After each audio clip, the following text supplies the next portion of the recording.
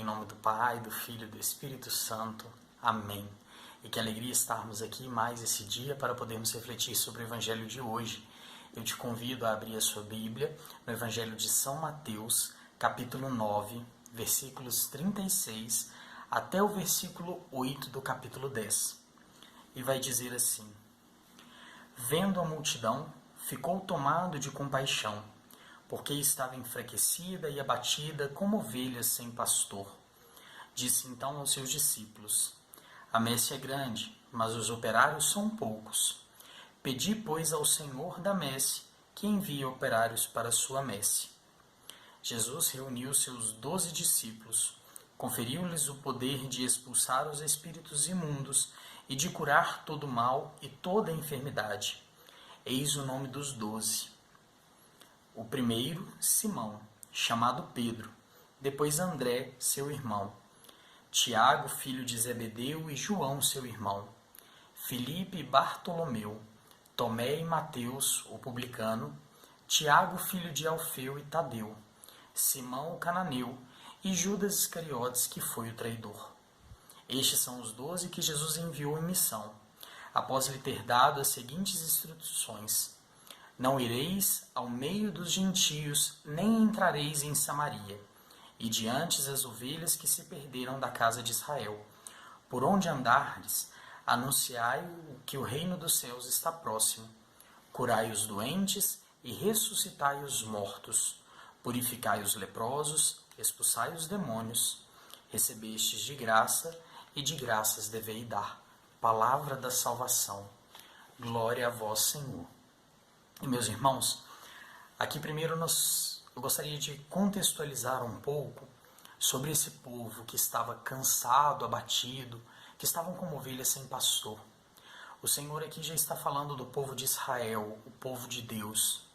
Se nós formos olhar o que a história vai nos ensinar, o que a Bíblia vai nos ensinar, é que esse povo, desde muito tempo, o Senhor começou a preparar esse povo por meio de Abraão, para que ali eles fossem amadurecendo na fé e assim ele pudesse enviar o seu Filho amado, Jesus Cristo.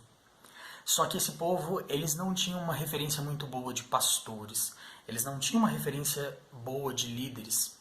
Veja bem, esse povo ficou escravizado por muito tempo no Egito.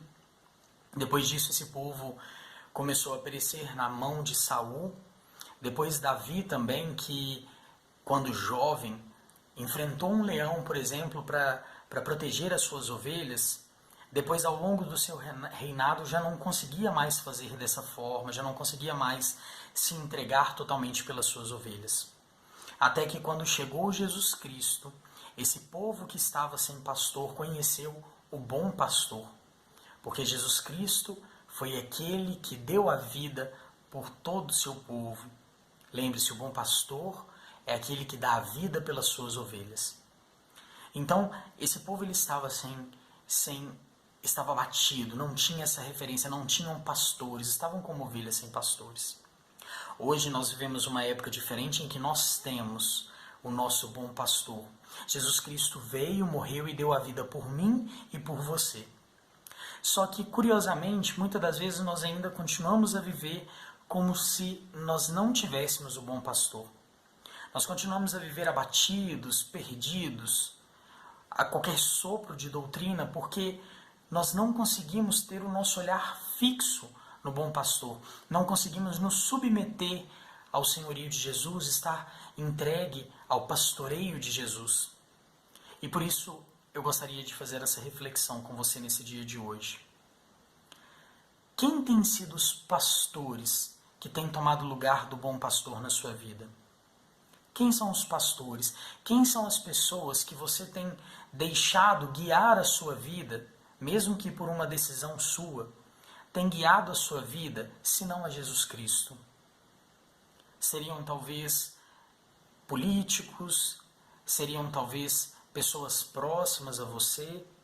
Ou seria talvez influenciadores digitais, dos quais você talvez se apega de tal forma em que você cria um ideal na sua vida e que você vai traçando uma meta de chegar ao exemplo daquela pessoa, daquele influenciador.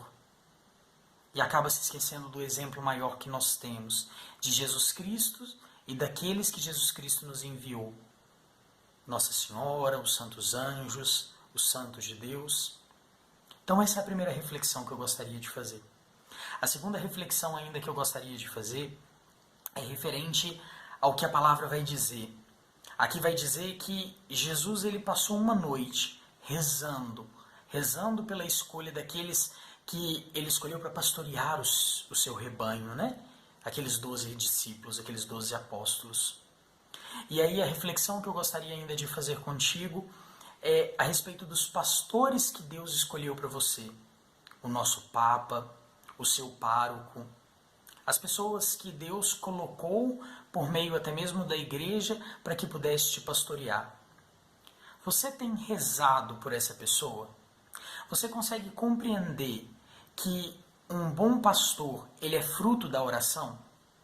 A partir do momento que a gente entende que o bom pastor é fruto de uma oração, né? Os pastores que vão fazer a vontade de Deus se realizar em meio ao seu rebanho, são frutos de oração. Você é daquele que tem rezado pelo seu pároco ou é daquele que tem muito mais criticado? Você é daquele que reza pelo Papa, que reza pela igreja, ou é daquele que só sabe criticar o Papa, só sabe olhar para a igreja com um olhar estranho por a igreja talvez não fazer aquilo que você gostaria que ela fizesse? Essas são as duas reflexões que eu gostaria de levantar nesse dia de hoje.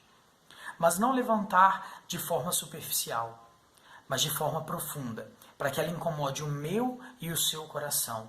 E assim nós possamos verdadeiramente refletir se nós tomamos posse e entendemos que nós já temos o bom pastor, que é Jesus Cristo. E se nós temos consciência de que quanto mais nós rezamos, mais frutos colheremos no pastoreio que Jesus Cristo escolheu para nós aqui nesta terra.